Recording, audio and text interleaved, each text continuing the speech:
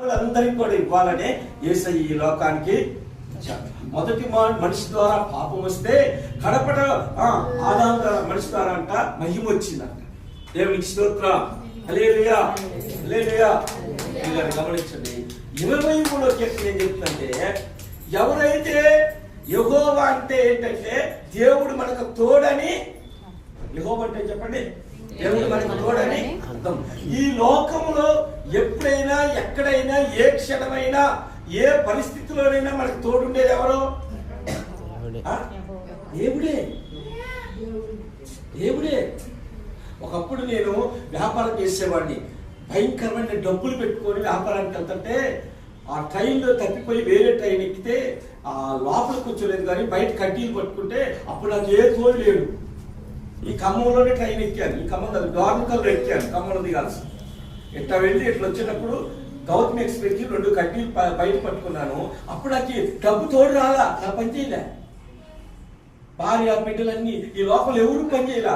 AC box మూసేసి 2 కడ్డీలు పట్టుకొని పావచ్చలే అనుకుంటా మూర్ఖుడుగా ఎక్కాను. ఏ వెతికి ఎక్కి నాకు అర్థం కాదు. అర్ధరాత్రి ఇటేలే గౌతమి. అప్పుడు ఎవరు తోడు? దేవుడు తోడు అంటే ఒక ఆలోచన ఇచ్చి డోర్ కొట్టి లోపల దాంట్లో ఎప్పుడో గాల్లో పోయేది. ఇదే మరి ట్రైన్ తాగుతుందా? ఒక్కసారి ట్రైన్ స్టార్ట్ అవుతుంటుందా?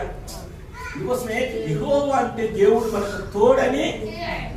మనందరికీ డబ్బు లేకపోవచ్చు, ఆస్తి అంతస్తు లేకపోవచ్చు, అందసందాలు లేకపోవచ్చు, బంధు బలగం లేకపోవచ్చు, ఇంకా ఏదైనా లేకపోవచ్చు, కానీ ఏమున్నా ఏమి లేకున్నా దేవుడు మనకు తోడుగా ఉన్నాడు.